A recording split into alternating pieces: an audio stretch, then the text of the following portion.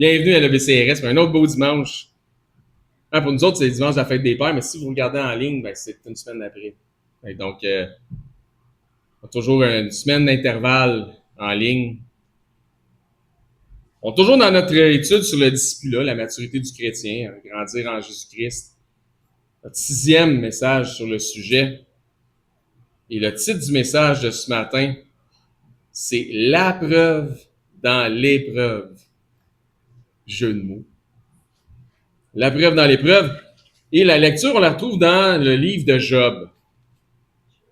Le livre de Job, qui est un livre particulier, justement, on en parle ce matin. À partir du chapitre 42.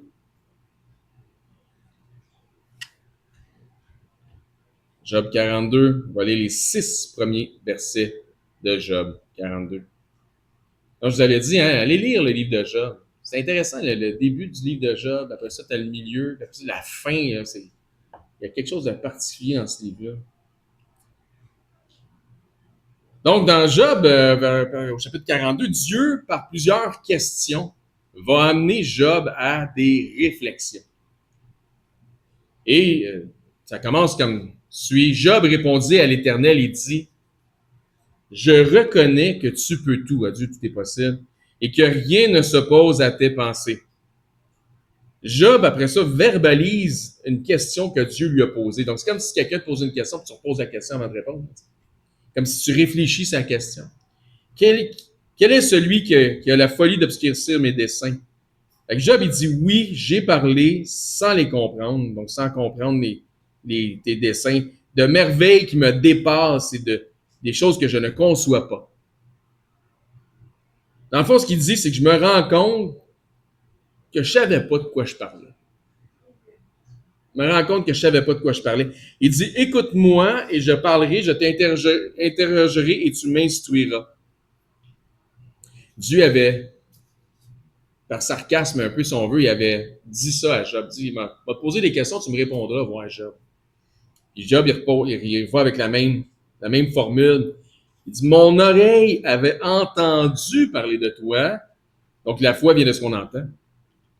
Mais maintenant, mon œil t'a vu. Donc il y a eu un changement. Il y a eu une progression qui s'est passée avec Job. Mon oreille avait entendu parler de toi, mais maintenant mon œil t'a vu. Changement et progression. Donc c'est pourquoi, à cause que maintenant, j'avais entendu parler de toi, maintenant mon œil t'a vu, c'est pourquoi je me condamne et je me repens sur la poussière et sur la cendre. Donc, lors de notre dernière étude, pas celle de James, mais celle qu'il a faite avant, la semaine passée, c'était James. C'est ça, hein? Comprends-tu? Ça va vite, là, tu sais, la misère à suivre. Lors de notre dernière étude, on a parlé de la conversion du disciple, puis je vous ai exprimé qu'il y a probablement une différence entre être converti à Christ et converti en Christ. Je ne sais pas si vous vous souvenez de ça. Ça vous rappelle quelque chose? C'est un peu la conclusion qu'on voit ici avec le juste et pieux frère Job. Son récit, il est extraordinaire de par sa nature. Lorsqu'on lit le livre de Job, c'est un livre qui sort définitivement du lot du reste des Écritures. Il y a quelque chose de particulier avec ce récit-là. Je vous invite à aller lire le livre de Job. Oui, monsieur. On voit dans ce livre-là un homme qui est éprouvé par diverses épreuves, qui déboule comme une avalanche. Boum, bam, boum. Une après l'autre, il arrive toutes sortes d'affaires. Là. Ses enfants meurent, perd toutes ses richesses, la maladie, sa femme qui l'écœure, 3 chums qui l'écœurent. Pow, pow, pow. Un paquet d'affaires qui arrivent. On comprend clairement par la lecture de son récit, du récit de Job, que Dieu a permis les épreuves qu'il y avait dans sa vie. Même que Job affirme qu'il comprend que Dieu permet les épreuves dans sa vie. Voyons, Dieu, tu sais, on accepterait juste les bénédictions de Dieu, puis on prendrait pas, quand on a des épreuves, on n'accepterait pas ça. Il dit, voyons, que le nom de l'Éternel soit béni. Il comprend que le Seigneur est quand même opérant à travers le fait qu'il ne comprend pas pourquoi il y a toutes ces épreuves-là, mais il comprend que le Seigneur est encore là, puis qu'il est opérant, que Dieu ne l'a pas nécessairement abandonné. Donc, le diable voulait détruire et l'accuser à travers les épreuves. Il dit, on va faire vivre des épreuves, puis il va renier Dieu, il va se passer quelque chose, puis on va pouvoir l'accuser hein, devant Dieu. Donc, l'accusateur des frères, le diable, voulait détruire et accuser Job par ses épreuves, mais la foi de Job a fait en sorte qu'elle a été élevée et sa foi s'est révélée à travers les épreuves. D'où le titre de notre message de ce matin, la preuve dans l'épreuve.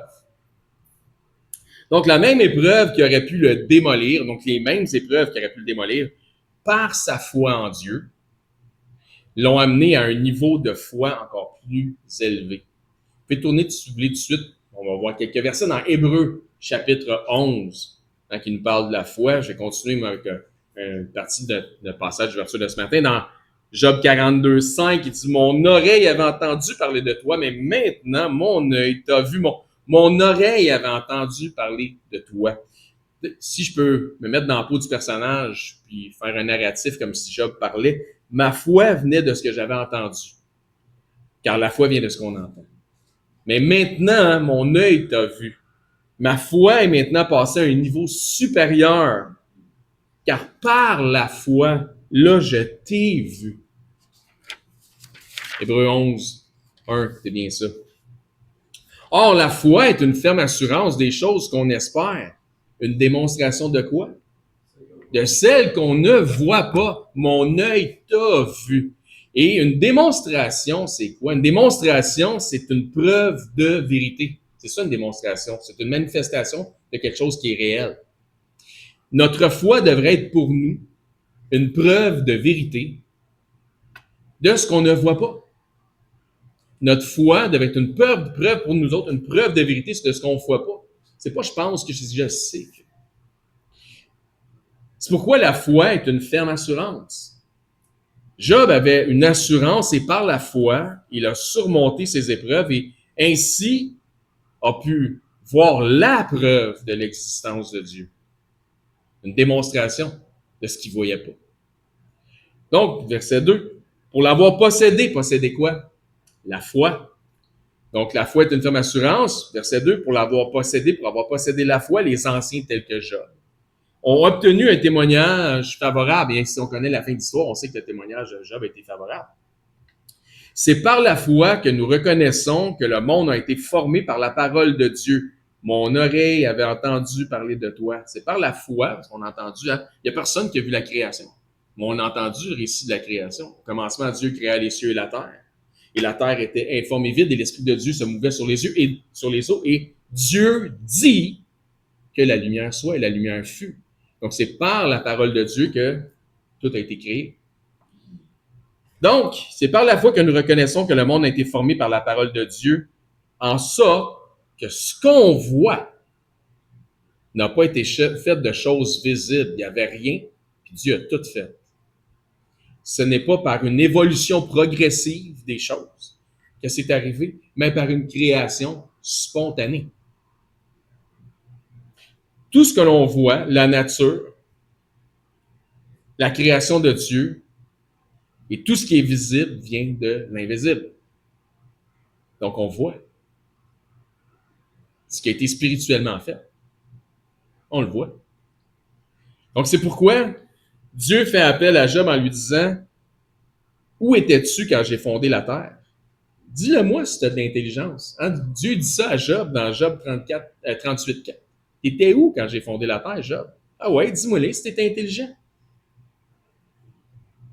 Ce que j'observe du livre de Job, c'est l'histoire d'un homme converti à Christ qui devient converti en Christ. Permettez-moi de vous partager ma vision de ça, mais la conversion en Christ vient après les épreuves les plus difficiles de sa vie, après son plus grand combat. Autrement dit, il était déjà converti à la foi, mais les épreuves éprouvent sa foi et, on a dit sans jeu de mots, mais non, éprouve sa foi. Okay. Les épreuves éprouvent sa foi. Éprouve sa foi. E-T, espace P-R-O-V-E. Éprouve et éprouve sa foi. Ainsi, l'épreuve donne la preuve.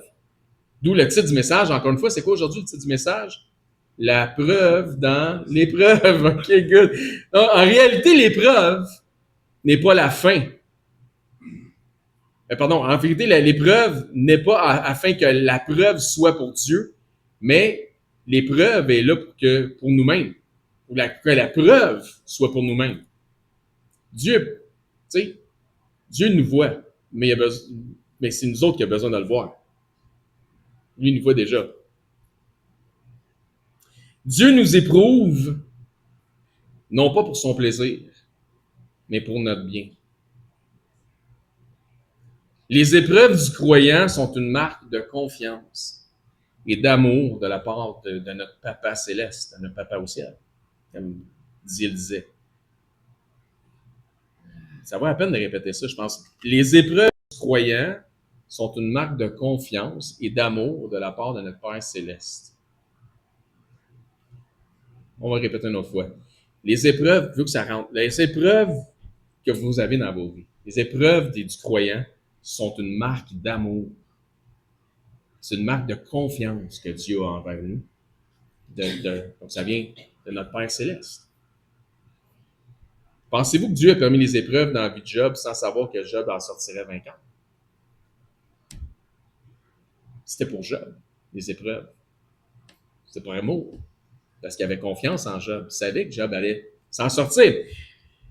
Dieu savait, le diable, il en doutait, t'es pas sûr parce qu'il n'est pas omniscient, mais Job, lui, il savait pas. Job ne comprenait même pas la moitié de ce qui arrivait. Donc, où réside la différence? Dans le premier chapitre, premier verset de Job, ça dit, il y avait dans le pays d'Uz un homme qui s'appelait Job et cet homme était intègre et droit. Il craignait Dieu et se détournait du mal. Donc, qu'est-ce qu'on observe dans ce passage-là? On observe que Job était intègre, il était droit et se détournait du mal. La question est, quelle était la raison des hauts standards moraux et donc les standards moraux élevés que Job mettait en pratique? Pourquoi Job mettait des hauts standards moraux en pratique? La réponse, c'est parce qu'il craignait Dieu. C'est ce que ça nous dit dans le passage. Alors, je refais la lecture. Il y avait dans le pays d'Uz un homme qui s'appelait Job, et cet homme était intègre et droit. Il craignait Dieu. Et il se détournait de... Pourquoi donc? Qu'il y avait des hauts standards moraux? Parce qu'il craignait Dieu. La crainte de Dieu motivait les activités de Job. D'ailleurs, plus tard dans le même chapitre, ça nous dit, « Et quand les jours de festin étaient passés, Job appelait et sanctifiait ses fils. Puis il se levait d'un bon matin et offrait pour chacun d'eux un holocauste. Car Job disait pour eux, « Peut-être que mes fils ont péché puis ont offensé Dieu dans leur cœur. » C'est ainsi donc qu'il offrait des sacrifices pour ça. C'est ainsi que Job avait coutume d'agir. Donc ça, c'est le verset 5 du chapitre 1 de Job.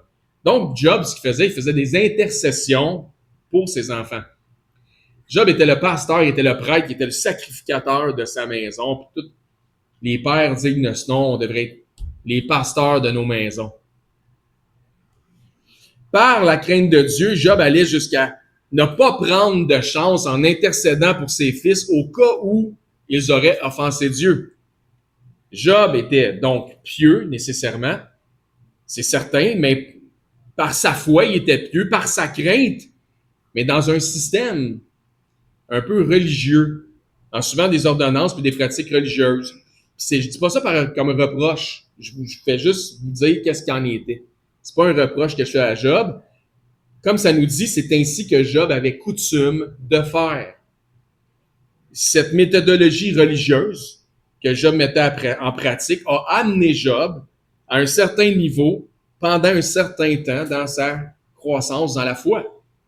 C'est correct.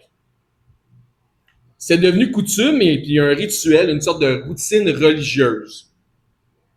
Toujours dans la foi, toujours dans la crainte de Dieu aussi, par exemple. C'est d'ailleurs le point sur lequel le diable a fait son plaidoyer concernant Job. Il a dit, et Satan répondit à l'Éternel dans le verset 9 du chapitre 1, « Est-ce d'une manière désintéressée que Job craint Dieu? » Autrement dit, Job craint par intérêt personnel. Hein? Ce n'est pas de manière désintéressée que Job craint Dieu. Donc, s'il craint Dieu, Job, c'est par intérêt personnel, parce qu'il est tellement béni. Et si ce n'est que l'ensemble de ces bénédictions qui le portent à toute cette reconnaissance envers Dieu. Hein, c'est le plaidoyer du diable.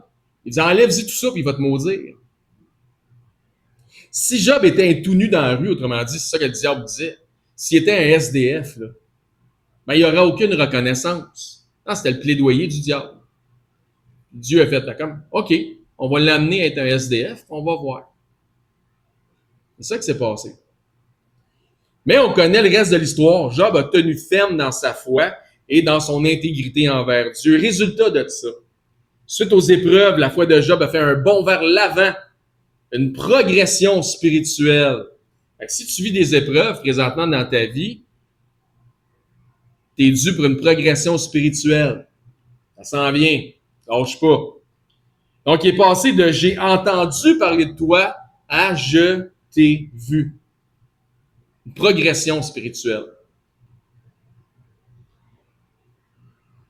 Donc, c'est comme s'il disait, je savais et j'avais la crainte, maintenant je sais que je savais pas. C'est ça qu'il dit, hein? Il dit, j'ai parlé de choses que j'ignorais. Je savais, j'avais la crainte, maintenant je sais que je savais pas et ma crainte s'est transformée en d'autres choses. Ma crainte est devenue amour et affection pour Dieu. Quand j'ai pris conscience de ton amour pour moi, Dieu, ma crainte du grand Dieu puissant que tu es s'est transformée en un amour réciproque. Des activités pieuses et religieuses à une véritable relation en esprit et en vérité. Donc, si je résume, Job avait bel et bien la foi en Dieu, mais il a atteint une conversion dans la foi, ou si vous voulez, en une croissance spirituelle liée à ces épreuves.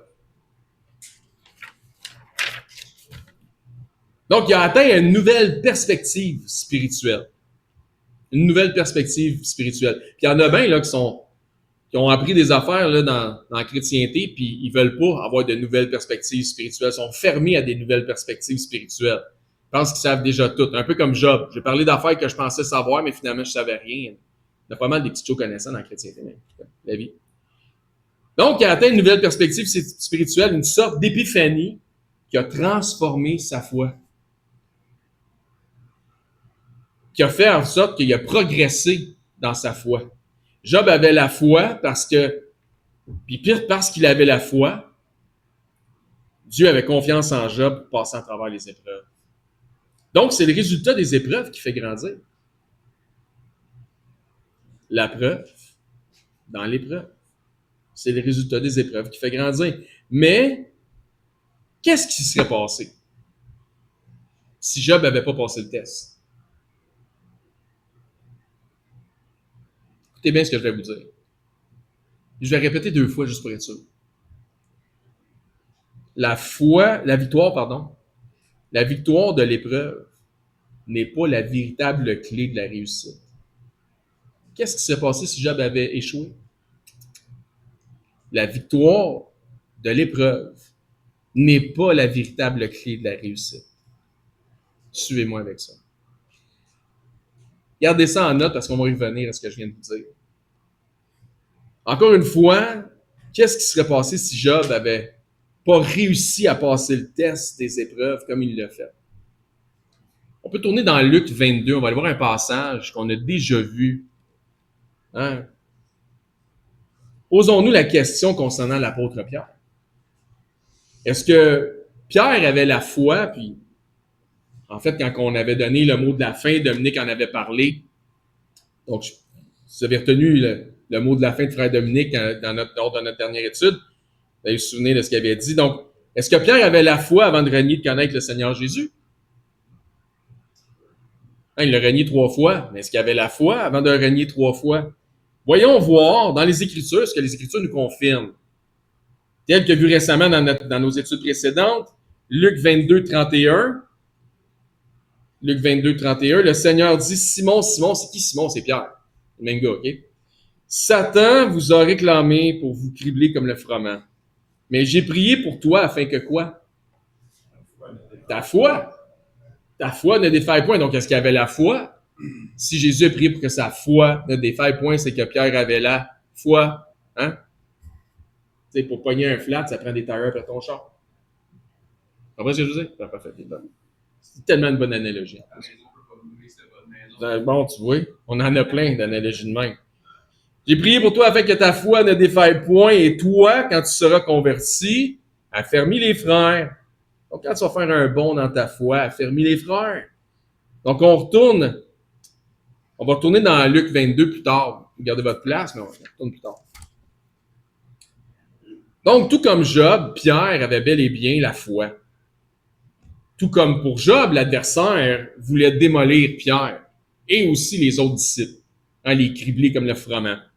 Si la réussite de l'épreuve était la véritable clé de l'épreuve, Pierre aurait été un échec monumental. Vous vous souvenez, je vous ai dit, la clé là, de la victoire, c'est pas nécessairement la réussite ou l'échec. Tenez ça. Si la réussite de l'épreuve était véritablement la clé, Pierre aurait été un échec monumental. Il a fini par s'en sortir pareil, justement. Vol. Donc, avant que le coq ne chante, Pierre avait honteusement renié 3 fois connaître le Seigneur. Mais il avait la foi. En plus, il avait été averti qu'il était pour le faire. Imagine-toi. Jésus, il dit, tu vas le faire. Allume, fais-les pas. Non, il l'a fait. Ça n'a rien changé, il l'a fait pareil. Encore une fois, on observe ici, tel que mentionné dernièrement, que la préscience, donc la préscience n'est pas la cause. C'est pas parce que tu sais d'avance qu'est-ce qui va arriver que ça fait en sorte que tu es le responsable des événements. Le fait que Jésus savait d'avance que Pierre le renierait 3 fois avant que le coq chante ne représente pas qu'il est celui responsable du reniement accompli par Pierre ou le fait que le coq chante. Jésus est responsable d'avoir prié pour Pierre, mais Pierre est 100% responsable d'être tombé dans le piège du diable.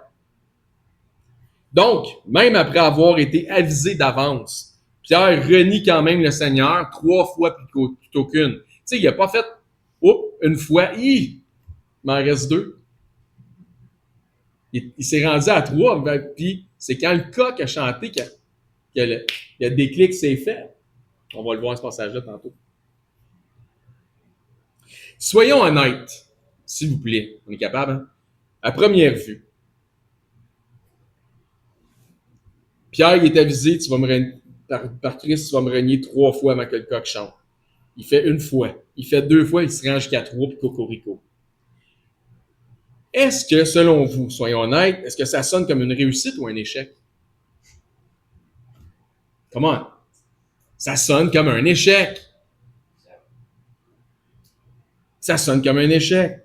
Donc, l'épreuve de la foi est venue pour Pierre et Pierre a échoué le test. À la base, quand on regarde ça, c'est un échec. Mais pourtant, quand on connaît l'histoire, Pierre a définitivement subi une conversion. Écoutez bien, les épreuves de la foi sont une bonne chose pour celui ou celle qui a véritablement la foi en Christ. Que le résultat de la réussite du test, que ce soit les réussites ou l'échec, la foi l'emporte toujours. Les épreuves de la foi sont une bonne chose. Quand tu es dedans, quand tu es dans la tempête, tu te dis ça va pas bien. C'est pas une bonne affaire. Non, c'est une bonne affaire. Les épreuves de la foi sont une bonne chose pour celui ou celle qui a véritablement la foi en Christ. Que le résultat soit la réussite ou que le résultat soit l'échec, la foi l'emporte toujours, si la foi est véritable. La clé de la réussite n'est pas d'en passer ou échouer le test, mais dans la prise de conscience qui vient avec le test. Et j'aimerais dire maintenant que si tu écoutes ce message, tu l'écoutes en ligne 10 ans après cette date, ou peu importe, ou à ceux que vous êtes ici aujourd'hui ce matin, si tu écoutes ce message aujourd'hui puis tu es présentement, Tu passes à travers une période houleuse. Tu passes à travers des épreuves. Que tu as le sentiment que ta foi, justement, est mise à l'épreuve. Je veux que tu saches que tout va être OK. Ça va bien aller. Tout va être correct. L'épreuve, qu'elle soit longue, qu'elle soit courte, ne dure qu'une saison. Tu vas t'en sortir, Dieu est avec toi. Christ est avec toi. Tout comme Christ dans le fond du bateau, pendant que c'est une tempête, puis tout le monde pensait qu'elle allait mourir. Éventuellement, tu vas pouvoir dormir sur tes deux oreilles, sans t'inquiéter de quoi que ce soit. Et je vais reprendre ce que je disais, mais ceci étant dit, je vais reprendre ce que je disais plus tôt. La clé de la réussite n'est pas dans passer ou échouer le test, mais dans la prise de conscience qui vient avec le test. Le test est nécessaire. Donc, reprenons notre texte d'ouverture de ce matin et regardez bien la prise de conscience de Job. Job 42, verset 1. Job répondit à l'Éternel, « Je reconnais. » OK, en anglais, I acknowledge. OK. Les synonymes, je reconnais, je comprends, je confirme, j'admets. C'est la clé de la progression. C'est la clé de la progression. C'est pas la réussite ou l'échec, c'est que tu reconnaisses qu'est-ce que le test t'a amené à. C'est la prise de conscience. Je reconnais que tu peux tout et que rien ne s'oppose à tes pensées. Je reconnais, je viens de faire une prise de conscience. Quel est celui qui a la folie d'obscurcir mes desseins? Oui, j'ai parlé sans le comprendre des merveilles qui me dépassent et que je ne conçois pas. Encore une fois, ici, il est dans j'admets. Job, il dit, j'admets que j'ai parlé sans comprendre. Donc, il est dans une prise de conscience. Écoute-moi et je parlerai. Je t'interrogerai et tu m'instruiras. Mon oreille avait entendu parler de toi, mais maintenant mon œil t'a vu. C'est pourquoi je me condamne et je me repens sur la poussière et sur la cendre. Donc, il termine sa prise de conscience en disant, c'est pourquoi je me condamne et je me repens. Si nous nous jugions nous-mêmes, nous ne serions pas jugés. Et ça, les amis, c'est la clé de la croissance spirituelle. C'est la clé pour aller de l'avant. C'est la clé pour la progression. C'est d'admettre que tu étais dans le champ. C'est d'admettre que tu étais ignorant ou ignorante. Puis de dire, je l'admets, je le confirme. Puis plus vite que tu le fais, le mieux que ça va. Et plus vite qu'on peut progresser, sinon tu vas faire du surplace. Tu vas marcher dans le désert, puis tourner en rond. Pas Dieu qui va être pénalisé. La clé de la progression, c'est de reconnaître, de prendre conscience, puis d'admettre qu'on était dans le champ. Tant que tu es dans le déni, ou que tu n'acceptes pas le blâme, le sage, lui, là, il aime la réprimande parce que ça lui permet d'être encore plus sage. Mais l'insensé, il regêne quand on le reprend. Si tu reprends un insensé, il va se moquer de toi. Donc, tant que tu n'acceptes pas le blâme, tant que tu n'acceptes pas ta responsabilité, il n'y a aucune croissance possible. Tu peux retourner dans Luc 22 si vous voulez. J'ai dit qu'on retournerait. Hein? Donc, écoutez bien. C'est pas que tu échoues ou que tu remportes l'épreuve, mais c'est plutôt que tu réalises ce que l'épreuve t'apporte qui importe. Ce n'est pas que tu échoues, que tu remportes l'épreuve, mais c'est plutôt que tu réalises, que tu viennes à la réalisation, je comprends, j'admets, je confirme. C'est que tu réalises ce que l'épreuve t'apporte, c'est ça qui importe. Luc 22, 59. Environ 1 heure plus tard, un autre insistait, disant, certainement cet homme est aussi avec lui, car il est galiléen. Pierre répondit, homme, je ne sais ce que tu dis. Au même instant, alors qu'il parlait encore, cocorico, le coq chanta. Verset 61, le Seigneur s'étant retourné, regarda Pierre. Ouh là là là là là, ça a dû faire mal. Hein? Aussitôt que le chant du coq s'est arrivé, les deux sont pognés puis ont pogné un fixe. Ils sont tournés. Ça a dû faire mal. Le Seigneur s'étant retourné, regarda Pierre, et Pierre se souvint de la parole du Seigneur qui lui avait dit, avant que le coq chante, aujourd'hui tu me renieras 3 fois. Et étant sorti, il pleura amèrement. Pierre a pleuré amèrement, car il a pris conscience de son échec. Il a échoué le test, mais il a réalisé puis il a admis la faute. La réussite dans l'épreuve vient de la réalisation de ce que l'épreuve peut bien t'apprendre. C'est ce que ça t'apporte qui importe. Dans tous les cas, l'épreuve de la foi devrait te faire grandir et renforcer notre foi. C'est pas là pour nous démolir. En fait, si tu veux échouer dans une épreuve dans la foi, blâme Dieu pour tes épreuves. Là c'est là que tu vas vraiment échouer le test.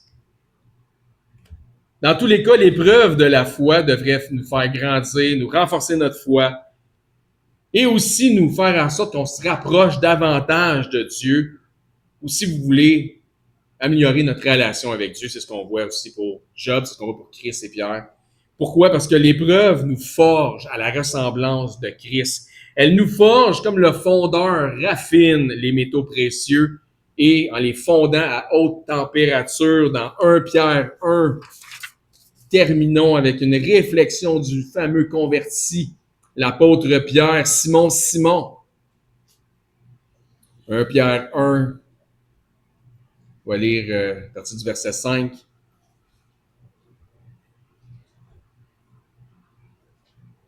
À vous qui, par la puissance de Dieu, êtes gardés par la foi pour le salut prêt à être révélé dans les derniers temps. C'est là ce qui fait votre joie, quoique maintenant, puisqu'il le faut, vous soyez attristés pour un peu de temps par quoi? Diverses épreuves. C'est pas le fun, là. Il est pas en train de dire c'est le fun d'être éprouvé. Non, la tristesse va venir avec, mais la victoire aussi. Afin que l'épreuve de votre foi, plus précieuse que l'or périssable, qui cependant est éprouvé par le feu. Qu'est-ce que je viens de dire? Il est éprouvé comme les métaux précieux. Donc l'épreuve nous forge comme l'orfèvre va faire fondre l'or puis faire sortir toutes les scories, la chenoute qu'il y a dans l'or pour la faire en sorte qu'elle devienne pure. 24 carats. Donc, afin que l'épreuve de votre foi plus précieuse que l'or périssable, qui cependant est éprouvé par le feu, est donc éprouvé par le feu, la preuve dans l'épreuve, est aussi pour le résultat la louange, la gloire et l'honneur, une meilleure relation. Pas les blâmes, tu blâmes pas Dieu. Ça améliore quand tu réalises que l'épreuve a apporté dans ta vie, tu devrais avoir une meilleure relation après ça avec ton Sauveur. Donc, la louange, la gloire, l'honneur lorsque Christ apparaîtra. Lui que vous aimez, sans l'avoir vu, mon oreille avait entendu parler de toi maintenant, mon œil t'a vu, que Job a dit. Mais lui que vous aimez sans l'avoir vu, en qui vous croyez sans le voir encore, et vous réjouissant d'une joie ineffable et glorieuse, parce que vous obtiendrez le salut de vos âmes pour prix de votre foi, sauvés par la grâce de Dieu par le moyen de la foi. Conclusion de notre message ce matin.